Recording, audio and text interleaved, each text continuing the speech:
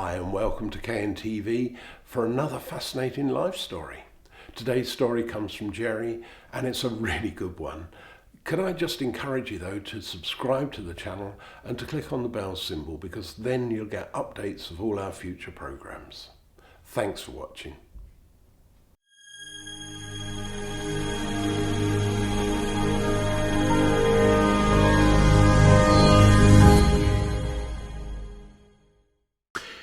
Hi there, my name's Jerry and I have a story to tell. I was born in 1953 and was a great surprise to my parents. Mum later told me I was a mistake, and I knew that because my brother and sisters were much older than me. As I was growing up as a young lad, my dad was playing around with rockets for the government, and one day I came home from school to be told that the whole family were relocating to South Australia. You can imagine my shock. Nevertheless, that's exactly what happened. And for 5 years I was brought up in Australia as Dad desperately, along with others, was trying to put up rockets from Woomera. When we came back from Australia, I had 1 year of high school to do and went to school, and there a young lady called Maureen spotted this 6'2", bronzed young man with a funny accent and said to herself, "He's for me." Well, I can tell you that that's exactly what happened. She chased me uphill and down dale, and eventually I gave in. And next year we will have been married 50 years. My mum had ideas as to what I should do for a career. I thought it was going to be the Air Force. My brother was in the Air Force, my dad was into rockets. Why not? Well, it didn't turn out that way. I ended up being a police cadet in the Essex Police Force. I then, when I was old enough, became a constable. And after training, I was posted to my first police station, which was at Grays in Essex. I joined a shift of 12 constables, 2 sergeants and an inspector. When I arrived at the police station, I was very quickly taken to one side. The reason for that was they asked me one question. And that question was this: do you have anything to do with religion? I wasn't even sure what religion was at that time. And because I didn't, I obviously said no. "Oh, that's all right then. You can join the club." And I asked, of course, what the club was. Well, it turned out that the whole shift took great delight and fun in persecuting anybody who had any association with religion or faith. And me, not knowing any better, joined their little group and joined up with them. Well, I told you that we had become engaged and married, and we subsequently relocated to our own house from a police house, which was about half an hour's drive from the police station. Nobody knew us there, and it was a wonderful time when my wife Maureen told me that she was expecting our first daughter. Well, that happened, life went on, and our daughter came and started to grow up. But then this happened.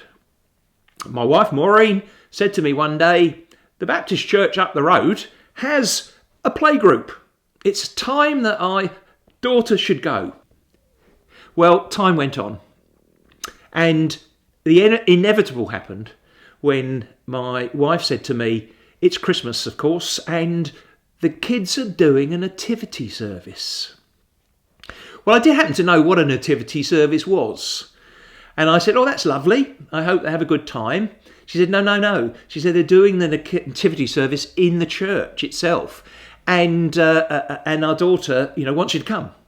So I spoke to our daughter and she said, "Oh, Dad, please, will you come and watch?" Well, you can imagine the tension between me wanting to go and watch my daughter and what I was doing at work. So I went. And it was in church on a Sunday morning. I really hoped that nobody would have seen me and informed my colleagues on my shift. And I went there and I got out as quick as I could. Oh, by the way, the nativity was fantastic and I really enjoyed it. Of course, back at work, I hadn't mentioned that I had any association with the church. I didn't dare do that because I would have been thrown out and I would have ended up being persecuted myself, and I was frightened. Time went by and Maureen said to me, it's time, I think, that our youngest daughter should go to Sunday school. Well, subsequently, the Sunday school, once a month, wanted to put on something at the youth service in the church. My daughter joined, and she desperately wanted her dad to come and see what they were doing on a Sunday morning. Reluctantly, on one Sunday, I went. The church had 3 sets of doors to go through. It was quite an anxious time for me because I still thought that people in church conducted brainwashing. But I went and I got through the 3 doors and I got into the church, and I said to my wife, we're going to sit in the back row in the back corner. And if there's anything dodgy happens, we're out of it. Well, certainly I am. Anyway, the service concluded and I legged it as soon as I possibly could. It wasn't bad. I didn't worry about it. People were very friendly. But in the back of my mind, I was hoping that nobody from my shift at work would find out that I had been to church. Well, as time went on, I returned to church on some Sundays to see my daughter, doing bits and pieces during the course of a service. And one or two of the things that happened there was I got intrigued by what was being said from the front. By this time, I was being encouraged to move to CID, and I had every ambition to become a detective. And so I decided that I would attend church, and I would attend church to prove them wrong. I was going to gather evidence to actually prove that they were just a group of people misguided and, in a sense, brainwashed.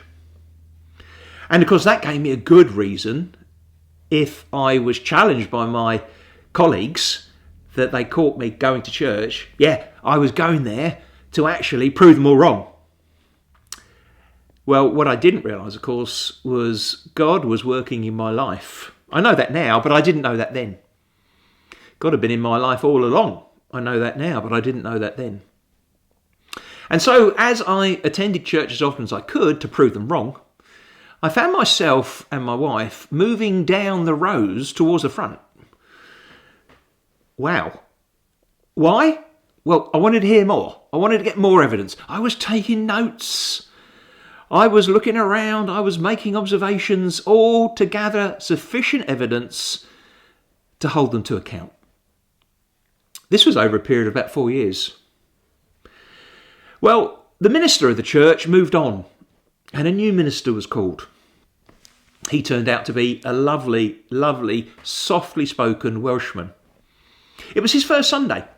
He took the service. He spoke. And he spoke, and he spoke, and he spoke. And I loved it. The Welsh accent, the gentleness of it all. But the message that he spoke that morning, clearly he just had one objective, and it was this. If you're considering faith, if you're considering the Christian faith, if you're considering God, if you're considering Jesus, if you're looking and investigating, oh, my ears pricked up, investigate. Yeah, that's me, I'm investigating. He said, if you're investigating, stop. It doesn't work like that. You either are going to commit your life to Jesus or not. And he said, I believe there's people here this morning who are absolutely on the fence. And God is saying to you, either come over the fence and join me, or go back and go away? Wow. It hit me like a thunderbolt. And I had a choice to make. Do I stay or do I go? It wasn't about evidence. It wasn't about investigation. It was about me making a commitment. I put my hand down, grabbed my wife's hand. It was like a block of ice. I looked at her and she said, or whispered, I want to make a commitment. And I said, where's that come from? She said, I don't know. She said, but hearing this pastor, I want to go off the fence. I want to be in. And I said, me too. Well, after the service, we went up and spoke to the pastor and said, we don't know what's happened, but we want to commit our lives to Jesus. And, well, he started crying. We started crying. It was a wet mess, to be honest. He was hugging us and I couldn't believe what I was saying. And he led us through a little prayer. And that prayer was just a very simple prayer which spoke of us recognising that we were not good people. We were sinners in many different ways. And that we were sorry for all that we had done, and we wanted to make a commitment to Jesus and follow his way. And it was wonderful. There was that sense of peace. And then the pastor said to me, now I can't do Welsh accents, so I apologise if you're Welsh and listening to this. But he said, oh boy, oh. He said, I don't know who you are really, but I don't know what you're good at, what you work at. He said, but one thing I got to tell you is you need to go to work and tell your friends, tell your work colleagues that you've become a Christian. Wow, it hit me like a hammer. I then realised I needed to go into work to tell my colleagues that I'd become a Christian. I'd become the very thing that we as a police shift was fighting against, was trying to bring down. You can imagine I worried like crazy all through Sunday because I was on night shift on Monday. Well, I went in and the shift paraded as usual. In those days, we had to be in full uniform. We had to have our handcuffs and our truncheons, and the two sergeants would parade us and check us out. And then we'd sit around the parade table and we'd be issued our duties. I'd forgotten that on that occasion, the sergeant had changed. One had moved on and a new one was coming in. I didn't know them. This sergeant came in. He was a rosy-cheeked guy, real sort of fatherly type. And he came in and he put his hands on his hips and he said, right, you lot. He said, I happen to be a Baptist lay minister. He said, I'm a Christian. And I know what you have all been up to for years. And it's going to stop as of tonight. This is not an appropriate way to behave. And if anybody's got a problem with that, you see me. Wow, you could have heard a pin drop. He then said these words which I remember to this day. Anybody want to say anything with regards to my instructions? Well, I put my hand up. And he thought, of course, I was going to try and challenge him. He said, yes. I said, Sarge, I said, my pastor's told me that I've got to tell you and everybody here that on Sunday morning, my wife and I became Christians. Wow. There was 11 jaws dropped as they all looked at me and could not believe what I was saying. The sergeant said, well done, son. You come and see me straight after parade and you can tell me all about it. What I now realise is God sent me, a godly man, as an angel, to look after me. Because within no time at all, that shift broke up with promotions and transfers, and that persecution was stopped. Well, the police force was a great career for me. I'd had 9 years on general duties. I'd 3 years on traffic department, driving the high-powered vehicles. I'd had a number of years in CID working for the Force Criminal Intelligence Service. I'd taken 2 secondments to work at Scotland Yard with their criminal intelligence. And then I, at this time, was an officer with the National Criminal Intelligence Service and had a prestigious role there. And as I reflect back to where I started, I was a nasty piece of work. I was a real sinner. But the one thing I discovered was that when you put your trust and faith in God, put your trust and faith and hope in Jesus, He deals with all that for you. And I know that I'm forgiven. Let me encourage you to ask Jesus into your life. And if you do, He'll forgive you. And it will be a fresh start, putting all the old behind. And you too, like me, will be on a new journey, full of hope and love and excitement. Thanks for listening.